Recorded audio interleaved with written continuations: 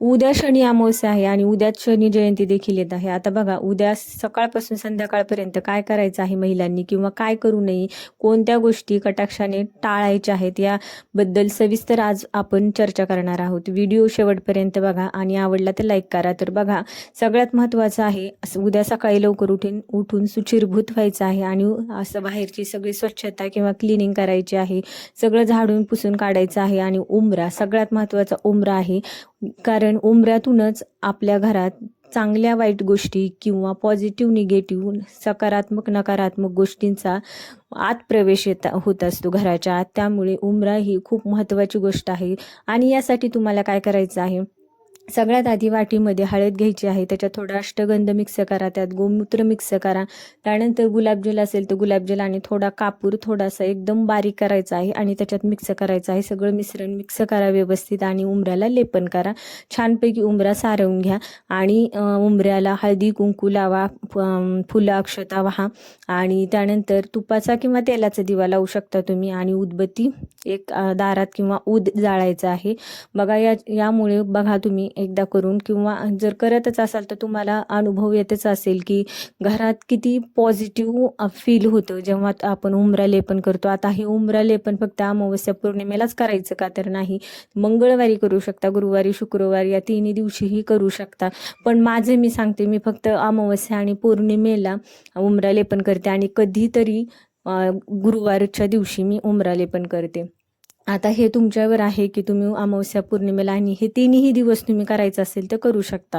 ही खूप महत्त्वाची गोष्ट आहे. त्यानंतर आपल्याला फरशी पुसताना बघा, फरशी पुसायला पाणी जे घेतो का आपण, त्याच्यामध्ये आपल्याला गोमूत्र मिक्स करायचं आहे. त्यानंतर गुलाबजल हे ऑप्शनल आहे, तुमच्याकडे असेल तर तुम्ही मिक्स करू शकता. त्यानंतर हळदी मिक्स करा आणि त्याच्यामध्ये थोडंसं लिंबू मिक्स करा. ह्या गोष्टी खूप महत्त्वाच्या आहेत. आता ह्याच्यामध्ये हे जेव्हा तुम्ही करताना तेव्हा घराची दृष्ट काढली जाते आणि घराला कोणाची नजर लागत नाही. आणि निगेटिव्हिटी जी असते का आपल्या घरात, बाहेरून कोणी पण येतं आपल्या घरात किंवा कुठूनही आलेले असतात घरात, मुलं बाळ आपला नवरा, मग त्यामुळे त्यांच्या जी पायी त्या धुळीच्या कणांमध्ये पण निगेटिव्हिटी जी असते किंवा बाहेर त्यांच्या मागे लागून काही जरी आलेलं असेल तर ते उंबऱ्याच्या बाहेरच थांबते उंबरा लेपन केल्यामुळे. आणि घरातील जे आपण फरशी पुसताना हे साहित्य जेव्हा त्याच्यामध्ये मिक्स करतो तेव्हा सगळ्या गोष्टी ह्या निगेटिव्ह असतात ना, त्या बाहेरच थांबतात, घरापर्यंत येत नाहीत, अडीअडचणी ह्या घरात शिरत नाहीत. त्यामुळे ह्या गोष्टी नक्की करा. तर बघा, अमावस्येच्या दिवशी सगळ्यात महत्त्वाचं आहे, तुमच्याकडे जर वाहन असेल, फोर व्हीलर असेल, टू व्हीलर असेल, तर त्याच्यामध्ये काय करायचं आहे, तुम्हाला एक नारळ घ्यायचा आहे आणि तो 7 वेळेस उतारा करायचा आहे त्या नारळाने तुमच्या गाडीचा आणि श्री स्वामी समर्थ मंत्राचा जप करायचा आहे. आणि तो नारळ तुमच्या उजव्या बाजूला फेकून द्या आणि नंतर घरामध्ये पाय धुवून आत जायचं आणि परत श्री स्वामी समर्थांना मुजरा करायचा आणि थोडा जप करून त्यानंतर पाया पडून त्यांच्या नमस्कार करून उठायचं. बघा, हे खूप महत्त्वाचं मानलं जातं. जे काही तुमच्या समोर तुम्ही जेव्हा गाडी चालवता तेव्हा ना, जे काही तुमच्या निगेटिव्ह काहीतरी घडणार असतं किंवा वाईट घटना घडणाऱ्या असतात त्या तिथेच थांबतात, त्या परत येत नाही. हे बघा, नारळ म्हणजे एक बली दिल्यासारखा असतो.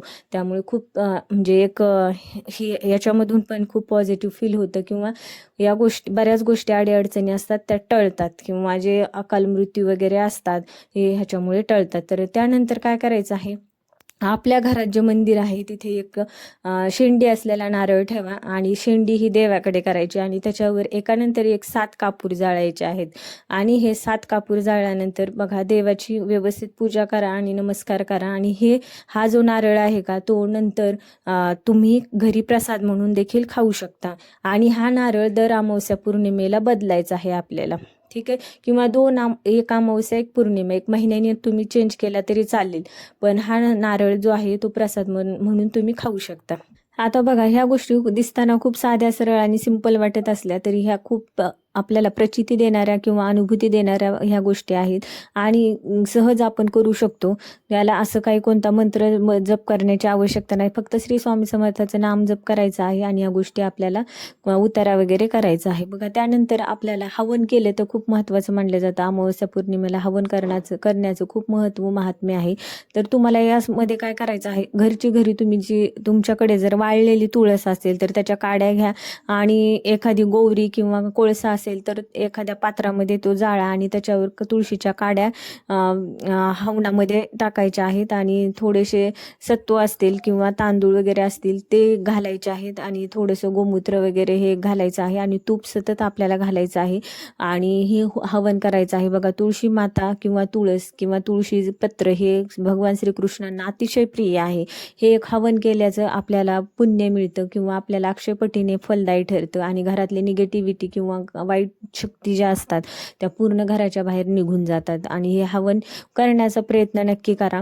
आता त्यानंतर आहे आपल्याला संध्याकाळी तुळशीला तुपाचा दिवा लावायचा आहे. तुपाचा दिवा तुळशीला लावणं खूप महत्त्वाचं मानलं जातं आणि सौभाग्यवती आपल्या भगिनींनी किंवा महिलांनी हे करणं खूप महत्त्वाचं मानलं जातं. जर वाटत असेल घरात खूप दारिद्र्य आहे किंवा आलेला पैसा टिकत नाही तर अशा महिलांनी काय करायचं आहे, तुळशीला रात्री किंवा संध्याकाळच्या वेळेला तुळशीला तुपाचा दिवा लावा आणि तुळशीला 108 प्रदक्षिणा घाला. बघा, घरात खूप म्हणजे फरक जाणवतो किंवा प्रचिती येते आणि घरातील जो पैसा बाहेर सतत जातो का तो कमी होतो आणि घरातील पैसा घरातच टिकून राहतो. लक्ष्मीचा वास घरात आपल्या होतो आणि आपल्या घरात जे वातावरण भांडण वगैरे होतात किंवा वातावरण गढूळ झालेलं असतं किंवा घरात कोणाचं कोणासोबत जमत नाही, ह्या सगळ्या गोष्टींवर फरक जाणवतो. करून बघा आणि तुम्हाला व्हिडिओ कसा वाटला नक्की सांगा. चॅनलला सबस्क्राईब करा. भेटूयात नंतर अशाच एका नवीन माहितीसह. तोपर्यंत श्री स्वामी समर्थ. रामकृष्ण हरी.